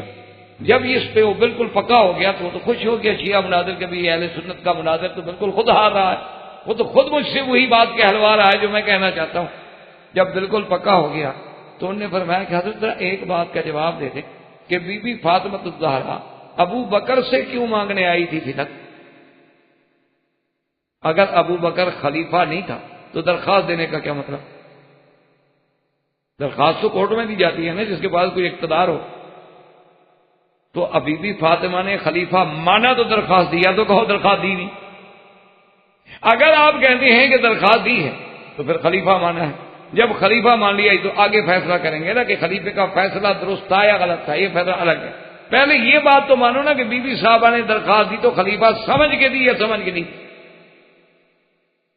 اب شیعہ کو پتا ہوگا کہ یہ تو الٹا مجھے پھنسا رہا تھا مولوی صاحب، میں تو خوش ہو رہا تھا کہ میری بات کر رہا، وہ تو میں تو الجھا ہے پاؤں یار کا خود زلف دراز میں، وہ تو خود پھنس گیا تھا، اب نہ آگے نکل سکے نہ پیچھے، کیسے کہہ کے درخواست دی تھی بھی دی ہے تو وہ خلیفہ ہیں۔ انہوں نے کہا یار تمہارے ملک کے پرائم منسٹر، تمہارے ملک کے صدر جو ہیں وہ چاہیں تو کسی کو جگیریں دے دیں، چاہیں تو کسی کو پلاٹ الاٹ کر دیں، چاہے تو کسی کی جائیدادیں ضبط کر دیں، نبی کے خلیفہ کو یار 4 کھجوریں روکنے کا حق بھی نہیں تھا، کیا کل کی بات کرو۔ بہرحال درخواست تو دی تھی نا اس نے، تو اس لیے اصل بات قرآن یہ کہتا ہے کہ ابراہیم علیہ السلام نے بھی اپنی قوم سے ایک اسی انداز میں مناظرہ کیا کہ وہ سورج کے پجاری تھے۔ فلما جن علیہ اللیل رأى کوکبا قال ھذا ربی فلما افل قال لا احب الآفلین، کہ جب رات ہو اور تارے نکلے تو ابراہیم علیہ السلام نے اپنے قوم کو ساتھ بٹھایا اور تارے دکھائے جو سب سے زیادہ چمک والے تارا، اچھا یہ رب ہے؟ انہوں نے کہا ہاں جی سبحان اللہ، یہی تو ہے سارا کچھ، اسی کے تو ہاتھ میں ہے سارا کچھ۔ تھوڑی دیر گزر گئی تو جب جناب رات ڈھلتی گئی ڈھلتی گئی ڈھلتی گئی، تارے چھپتے گئے غائب ہوتے گئے، جب غائب ہونے کا خدا کدھر گیا؟ خدا ڈوب گیا؟ انہوں نے کہا جی ہاں ڈوب تو جاتا ہے۔ انہوں نے کہا یار ڈوب جاتا ہے تو خدا کیسے ہو سکتا ہے؟ کیونکہ ہمیں کام پڑے وہ ڈوبا ہوا ہو۔ اچھا خدا ہوا، ہم اب کھڑے رہے نا کہ خدا بھی یہاں نکلے تو ہم درخواست پیش کریں، وہ تو خود ڈوب گیا۔ اب قرآن کہتا ہے کہ فلما جن علیہ اللیل رأى کوکبا قال ھذا ربی فلما افل قال لا احب الآفلین فلما رأى القمر بازغا قال هذا ربي فلما أفل قال لئن لم يهدني ربي لأكونن من القوم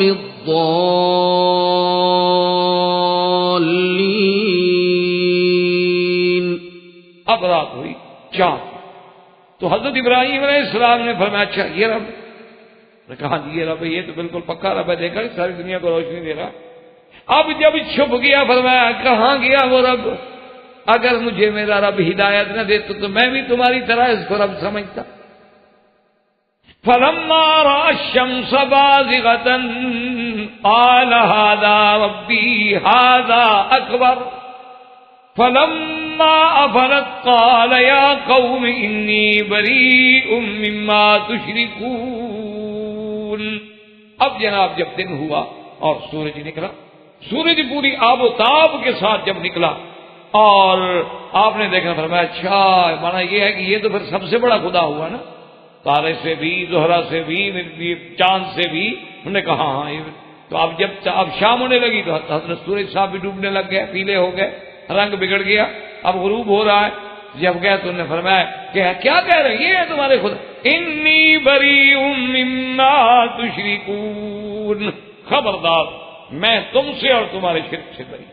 تو اصل میں ابراہیم علیہ السلام نے اس انداز میں قوم کو سمجھایا تھا، اور یہ قاعدہ ہے علوم نحو میں بھی کہ جیسے ھذا ربی ھذا اکبر، یہاں حمزہ استفہام مقدر ہوتا ہے، اھذا ربی اھذا اکبر، یعنی بطور سوالی اچھا یہ خدا ہے، اچھا یہ خدا، یہ بڑا خدا ہے، تو یہ بطور استفہام ہے۔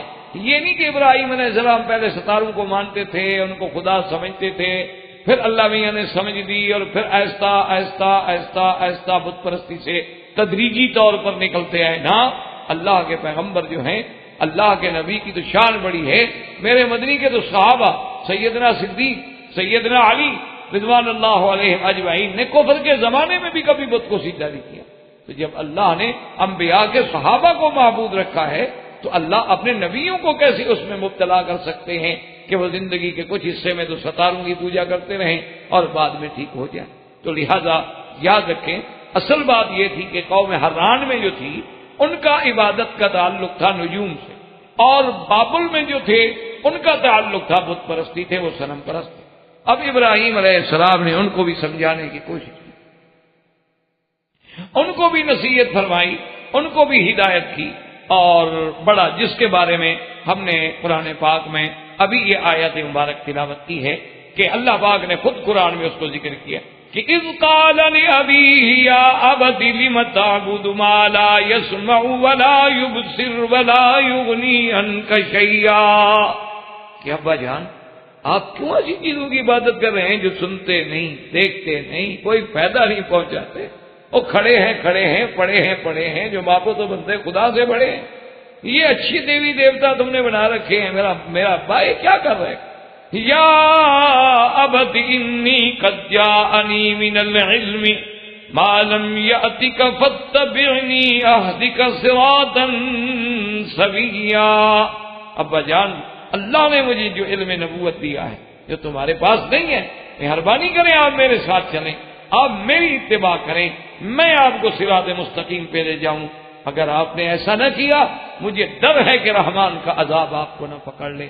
لیکن آپ کے ابا کو بھی بات سمجھنا، غصے میں آ گئے، انہوں نے کہا کہ دیکھو ابراہیم اگر تم اپنی ان باتوں سے باز نہ آئے نا لَأَرْجُمَنَّكَ وَهْجُرْنِي مَلِيًّا، میں تو تمہیں ماروں گا۔ بعض علماء نے کہا کہ زبانی تو، بعض نے کہا کہ نہیں میں تمہیں پتھروں سے ماروں گا، رجم کروں۔ حضرت ابراہیم علیہ السلام نے کہا قال سلام علیک، اچھا ابا مارو نہیں، میری طرف سے تو تم مطمئن رہو، میں تو تمہیں کوئی تکلیف نہیں پہنچ، لیکن اب آپ کا اور میرا رہنا جو ہے مل کے گزارا نہیں ہو۔ سأستغفر لك ربی انه كان بی حفیا، میں اپنے پروردگار سے آپ کے لیے بخشش مانگوں گا، مجھے یقین ہے کہ میرا رب جو ہے میرے ساتھ مہربانی کریں گے۔ وَأَعْتَزِلُكُمْ وَمَا تَدْعُونَ مِن دُونِ اللَّهِ وَأَدْعُو رَبِّي عَسَىٰ أَلَّا أَكُونَ بِدُعَاءِ رَبِّي شَقِيًّا، میں تمہیں بھی اور تمہارے ان بتوں کو بھی چھوڑ۔ اور اسی طرح اب دیکھیں کہ جب قوم یہ بھی نہ سمجھی، ساری قوم نہ سمجھی، بات نہ سمجھا، تو ایک دن ابراہیم علیہ السلام نے کہا کہ اچھا یہ اس طرح تو نہیں سمجھ، تَاللَّهِ لَأَكِيدَنَّ أَصْنَامَكُمْ، انہوں نے کہا اچھا مجھے بھی اللہ کی قسم ہے میں بھی تمہارے خداؤں کو ٹکروں گا، ابھی تم ایسے نہیں مانتے ہو نا، کیونکہ لاتوں کے بھوت جو ہیں وہ باتوں سے نہیں۔ تو ابراہیم علیہ السلام نے بھی دل میں ایک فیصلہ کر لیا کہ ان کو مسئلہ بھی سمجھانا ہے، اور اب جب یہ بات سے نہیں سمجھتے تو پھر ڈنڈے سے سمجھاؤ، کیا کریں؟ جو آدمی کتاب سے نہ سمجھے اس کا علاج پھر ڈنڈا ہی ہوتا ہے۔ تو حضرت ابراہیم علیہ السلام نے دل میں فیصلہ کر دیا، اور ایک عید ہوتی تھی ان کی، وہ عید مناتے تھے، عید پہ جاتے تھے، باہر نکل کے بڑے میلے چلے رکھتے تھے۔ ابراہیم علیہ السلام کے پاس بھی آ گیا کہ جناب چلیں عید ہے ہماری، تو آپ نے یوں نظر ڈالی، کیونکہ وہ بت پرست بھی تھے، ان میں سورج پرست اور ستارے پرست بھی تھے۔ فَنَظَرَ نَظْرَةً فِي النُّجُومِ فَقَالَ إِنِّي سَقِيمٌ، اس نے جب نظر نے کہا جی میں تو نہیں جا سکتا، میں تو بیمار۔ انہوں نے کہا اچھا تمہاری مرضی بھی، ہم تو چاہتے تھے کہ ہمارے ساتھ آپ چلیں، ذرا آپ بھی خوشی میں شریک ہوں، آپ بھی دیکھو نا ساری زندگی یہاں گھر میں بیٹھے رہتے ہو، بس ہم سے لڑتے رہتے ہو، بات چلو گے، ذرا کھلی ہوا ہوگی، پکنک شکنک ہوگی، یہ ہوگا وہ۔ انہوں نے کہا بس دیکھو نا میں بیمار ہوں، بیمار آدمی نے کیا جانا تم کو، وہ چلے۔ اب اللہ کا قرآن خود اس واقعے کو بیان فرماتا ہے کہ جب تسلی ہو گئی کہ سارے تو عید پہ چلے گئے، فراغ الی آلہتہم، اب خفیہ طریقے سے ابراہیم علیہ السلام ان کے مندر میں، وہ جو بڑا مندر تھا نا، اندر آئے تو دیکھا کہ بڑا عجیب منظر ہے، عظیم مندر ہے، اور دیوی دیوتا بڑے چھوٹے درمیانے، کوئی 4 سر والا، کوئی 2 سر والا، کوئی 4 ٹانگوں والا، کوئی 8 ٹانگوں والا، کوئی 2 ہاتھوں والا، اور جناب آگے مٹھائیاں اور کھانے اور حلوے اور بڑی بڑی عجیب نعمتیں اللہ کی سب لگے ہوئے ہیں، چنے ہوئے ہیں، اور وہ دیوی دیوتا کھڑے۔ ابراہیم علیہ السلام جب آگے ان کا الا تاکلون، کھاتے کیوں نہیں؟ تمہارے سامنے اتنا بڑا مالجے پڑا ہوا، کھاؤ۔ اب کیا کھائے بھائی، پتھر کیسے کھائے؟ بالکم لا تنطقون، اچھا چلو بولو تو صحیح، بتاؤ صحیح کو معدہ خراب ہے تمہارا، بدہضمی ہے، کیوں نہیں کھاتے ہو؟ اتنی بڑی چیزیں رکھی ہوئی ہیں سامنے۔ اب جناب وہ کیا بولے، پتھر کیا بولتا ہے؟ یہ تو آدمی کے اپنے تخیلات ہوتے ہیں نا کہ جی ہاں بھگوان اور بھگوان اور بھگوان اور بھگوان فلان فلان فلان، حقیقت کیا ہے وہ جانتے ہیں کہ وہ پتھر ہے جو ہم نے باہر سے خود اٹھایا رکھ دیا۔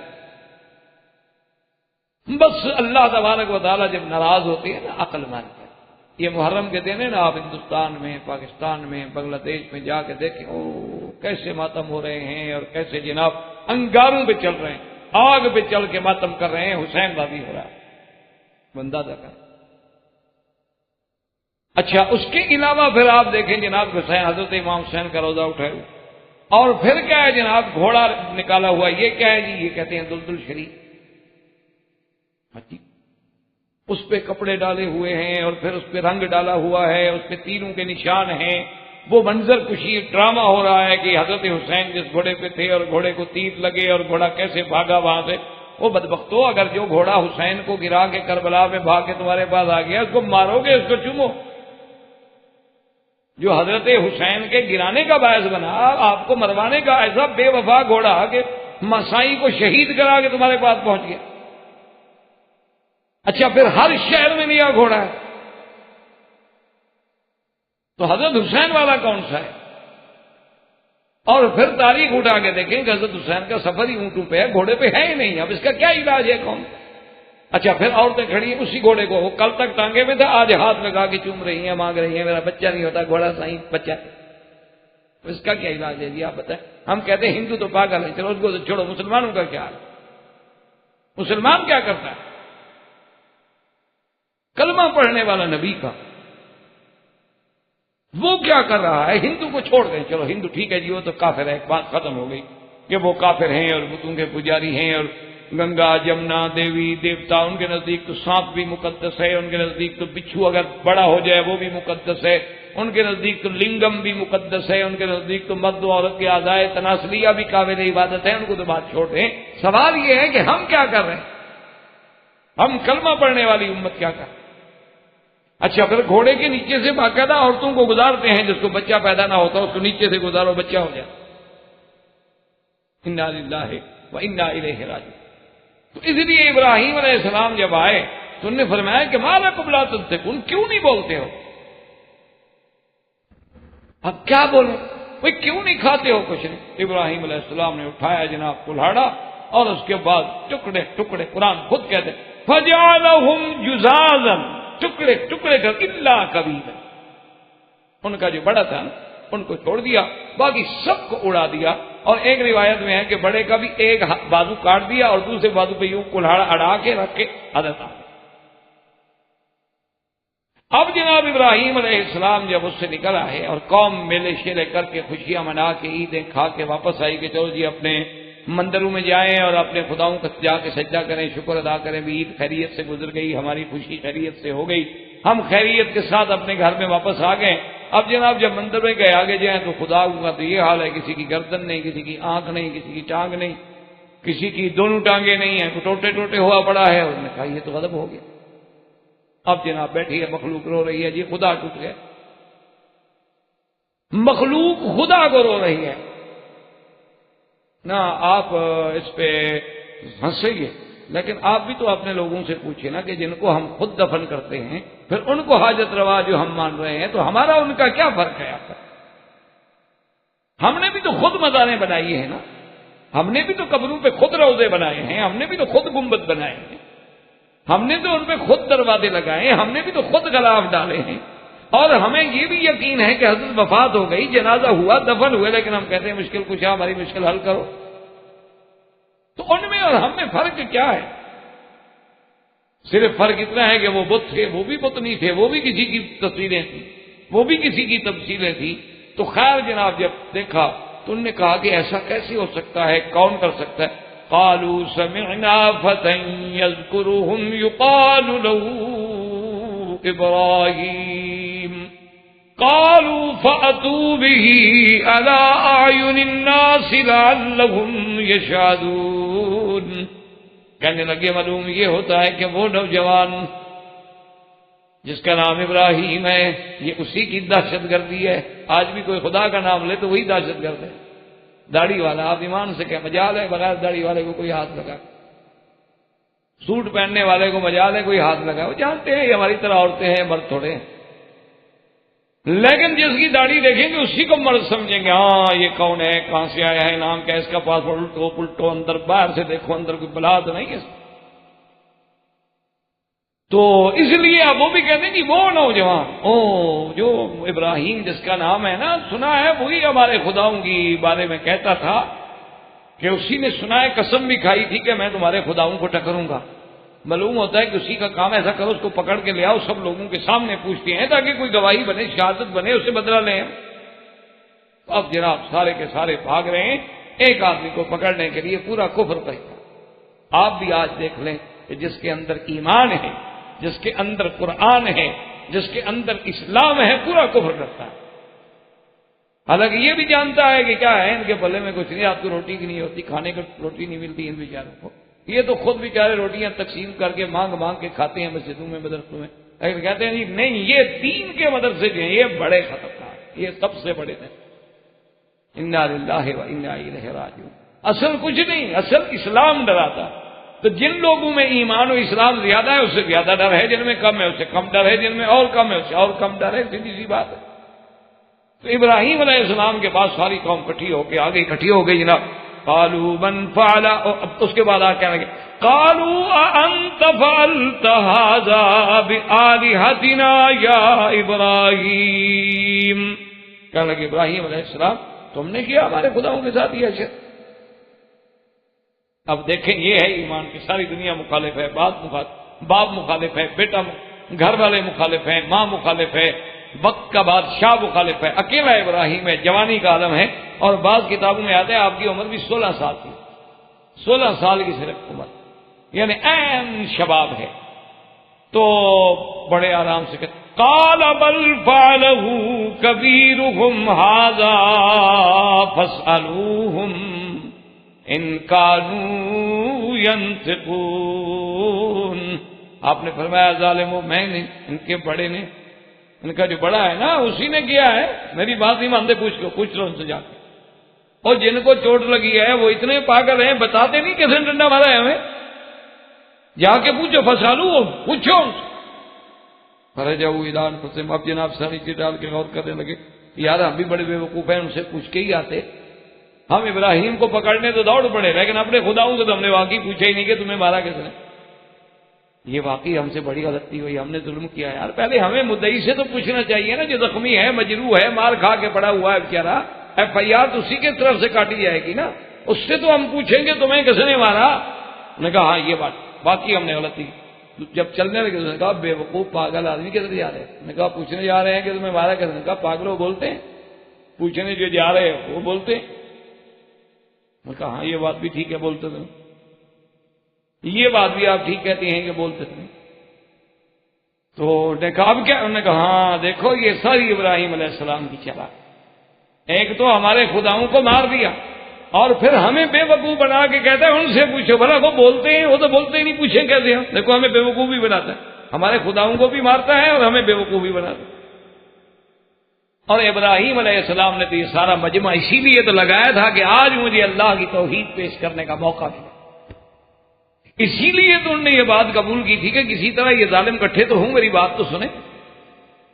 اب جناب جب سب کٹھے ہو گئے تو انہوں نے کہا کہ ابراہیم علیہ السلام ہم ان سے کیسے پوچھیں یہ تو بولتے نہیں ہیں چلتے نہیں ہیں اٹھتے نہیں ہیں یہ کیسے بتا سکتے.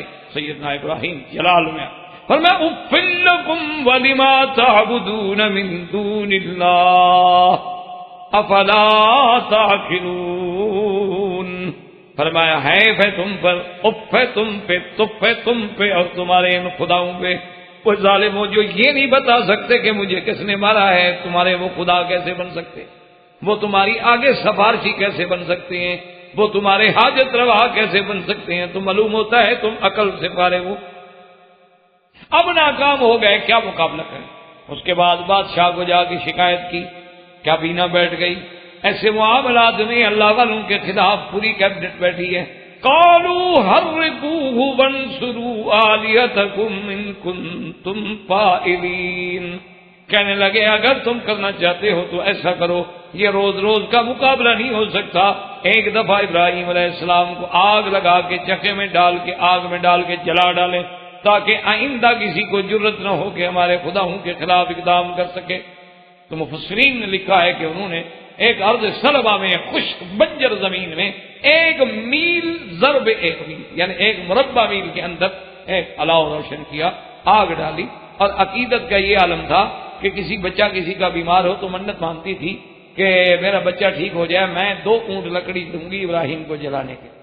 یعنی اندازہ کریں اس وقت بھی منتوں کا ہی عالم، جاہلوں کا ہی عالم تھا منتیں ماننا.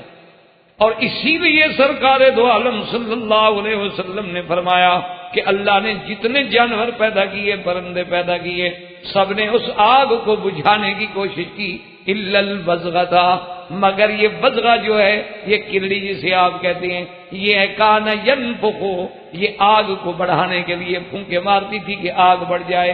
اس لیے حضور نے حکم دیا کہ اس کا قتل کرنا جو ہے وہ ضروری ہے، کہ جس کو بھی نظر آئے اس کو مار ڈالو. کہ یہ ابراہیم علیہ السلام کے آگ جلانے کے لیے آپ دیواروں پہ دیکھتے ہیں رات کو دن کو چڑھ کے پھرتی ہیں، بڑی بڑی ہوتی ہیں، چھوٹی ہوتی ہیں، تو اس کو عربی میں کہتے ہیں وزغہ. تو اس وزغہ، اچھا ویسے بھی یہ بڑی گندی زہریلی بلا چیز ہے، کسی برتن سے گزر جائے، کھانے پہ گزر جائے، کھانے میں گر جائے تو یہ بڑی زہریلی اور نامراد نقصان دہ چیز ہے. تو یہ وہ جانور ہے تمام جانوروں سے کہ جس نے سیدنا ابراہیم علیہ السلام کے خلاف آگ کو بھڑکانے کی کوشش کی، باقی سب نے بجھانے کی کوشش. تو سیدنا ابراہیم علیہ السلام کو آگ میں ڈالنے کے لیے لیا ہے. اب 1 مربع میل میں آگ جل رہی ہو تو قریب کون جائے بھائی؟ قریب جانے کی طاقت کس کو؟ تو اب کیا کریں؟ تو ایک منجنیق بنا کے لے آئے. تو یہ سب سے پہلے منجنیق جو ایجاد ہوئی ہے تو وہ زمانے ابراہیم میں ہوئی، اور منجنیق بنانے والے کا نام تھا ہیزن. اس نے یہ منجنیق بنائی تھی کہ ابراہیم علیہ السلام کو اس میں بٹھا دیں، اس کو رسی باندھ دیتے ہیں اور رسی کے ساتھ ایسے جھولا جھلائیں گے اور پھر نیچے والی رسیاں جو کھینچیں گے تو الٹ کے ابراہیم علیہ السلام دور سے آگ میں جا پڑے. تو ابراہیم علیہ السلام کو اس منجنیق میں بٹھایا گیا اور آپ کا لباس اتارا گیا، آپ کو بغیر کپڑوں کے. اسی لیے سرکار دو جہاں محبوب دو عالم نے فرمایا کہ قیامت والے دن سب سے پہلے اللہ تبارک و تعالی میرے ابا ابراہیم علیہ السلام کو حلہ پہنائیں گے جنت کا. صحابہ نے پوچھا کہ یا رسول اللہ اس کی کیا وجہ ہے؟ فرمایا کہ اللہ کی توحید کے لیے سب سے پہلے کپڑے میرے ابا کے اتارے گئے، اس لیے اللہ بدلہ دیں گے قیامت والے دن کہ ساری دنیا کھڑی رہے لیکن پہلے لباس ابراہیم کو پہنایا جائے. سیدنا ابراہیم علیہ السلام منجنیق میں بٹھا دیے گئے، آگ تیار ہے، رسیاں تیار ہیں، پھینکنے والے تیار ہیں. اللہ کے فرشتے رو رہے ہیں. اللہ نے فرمایا جاؤ ملک فرشتے تمہیں اجازت ہے میرے ابراہیم کی مدد کرو.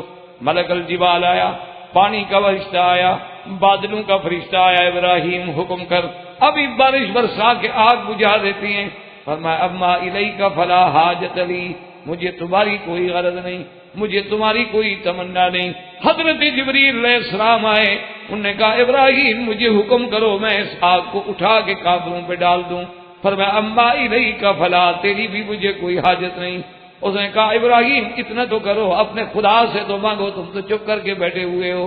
ابراہیم علیہ السلام نے کہا جبرائیل مجھے ایک بات بتاؤ، کیا یہ سب کچھ جو ہو رہا ہے میرے مولا کے علم میں ہے یا علم میں نہیں ہے؟ جبریل نے کہا کہ سب اللہ کے علم میں ہے. فرمایا جب وہ جانتے ہیں تو پھر مانگنے کا کیا فائدہ ہے؟ اگر وہ ہمارے جلانے پہ راضی ہیں تو خلیل بھی جلنے پہ راضی ہے. میں اپنے اللہ کے فیصلے سے انکار نہیں کر سکتا.